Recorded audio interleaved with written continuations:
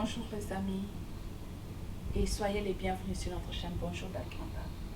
S'il vous plaît, aimez, partagez et aussi abonnez-vous. Aujourd'hui, nous allons partager 3 principes sur comment réussir dans son mariage ou dans sa relation amoureuse. 1. Le respect mutuel. Il est impossible de réussir sa vie sans respect dans son foyer. Il faut toujours respecter son mari, respecter sa femme selon ses valeurs. Il faut toujours avoir la considération de ce que ton homme dit ou ta femme dit, en discuter et avoir un compromis ensemble pour pouvoir avancer. Et le deuxième point, le deuxième principe, c'est la confiance mutuelle. Vous savez, si vous êtes dans une relation amoureuse ou dans votre vie de mariage et que vous n'avez pas la confiance mutuelle, vous allez beaucoup souffrir. Votre relation sera réellement en souffrance parce que vous serez suspicieux ou suspicieuse. Une fois la personne à distance ou dans une conférence quelque part, tu penseras toujours que non, la personne est à côté des autres hommes ou des autres femmes. Voilà, je suis là, tu vas te comporter en espion, ce qui va vous faire souffrir davantage. Donc, il faut vous apprendre à vous faire confiance. Si par exemple, vous avez adopté pour une relation à distance, ce qui signifie accepter de vous faire confiance. Il ne faut pas vous faire souffrir.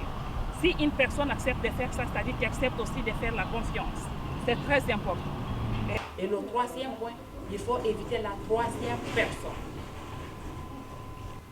Un ami peut vous donner des meilleurs conseils, et l'ami peut vous assister, vous pouvez sortir, aller manger au restaurant ensemble, aller danser ensemble, avoir certains projets ensemble, mais une fois que vous êtes dans une relation amoureuse où vous êtes marié, il faut avoir maintenant des limites.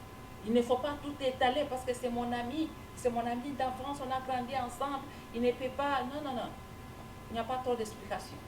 Il faut avoir des limites.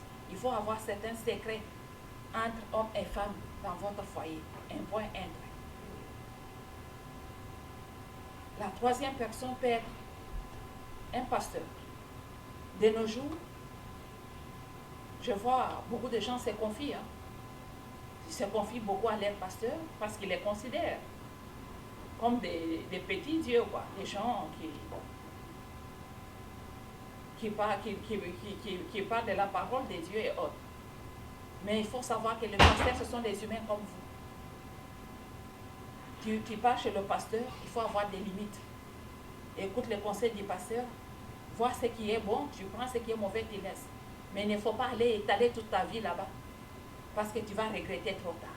Il y a beaucoup de gens qui ont regretté après avoir exposé leurs problèmes chez les pasteurs, se sont même retrouvés divorcés à cause d'avoir beaucoup de pasteurs dans leur foyer.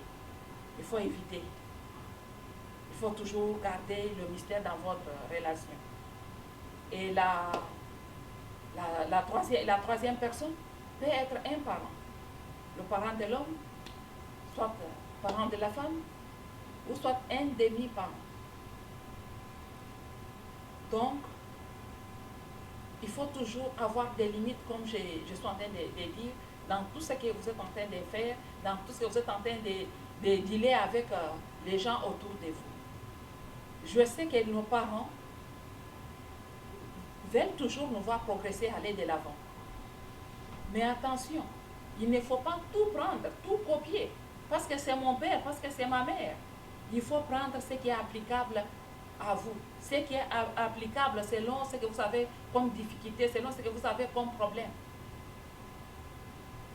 Il ne faut pas tout copier et aussi il ne faut pas tout étaler chez vos parents.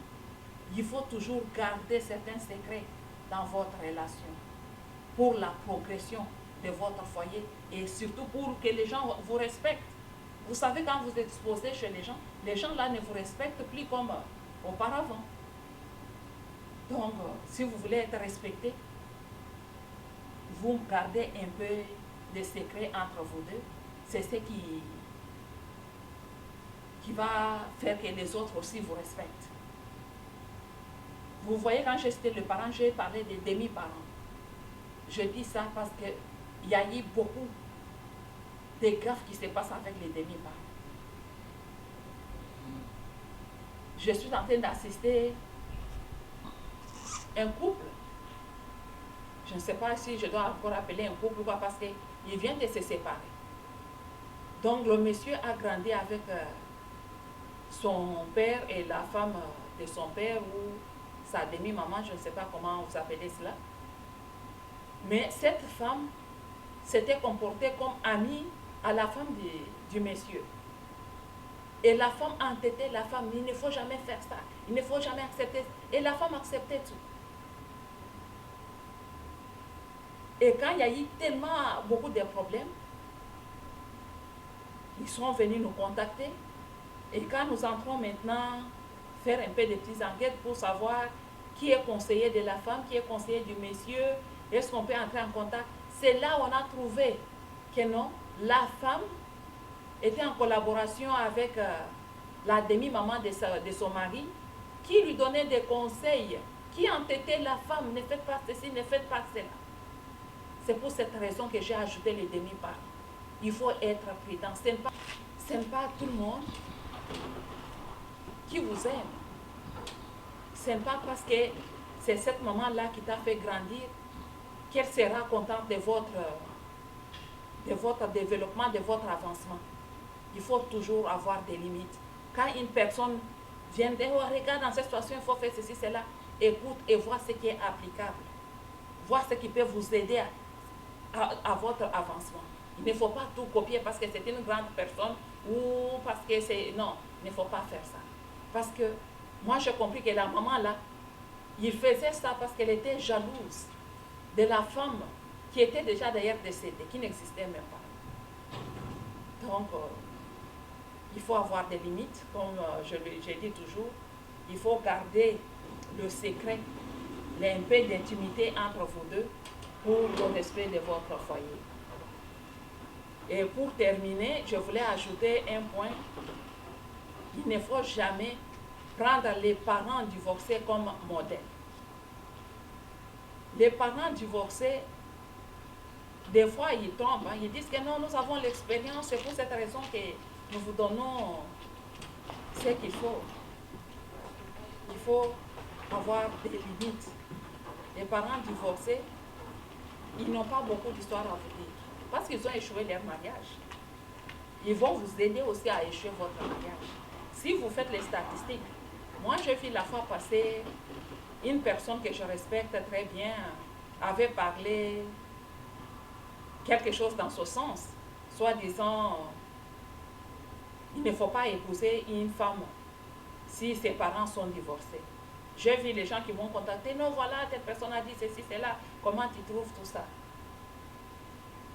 Moi, je suis une personne qui ne parle pas beaucoup. Quand les gens viennent avec des problèmes, j'aime écouter et observer et mener aussi des enquêtes avant d'accepter quoi que ce soit.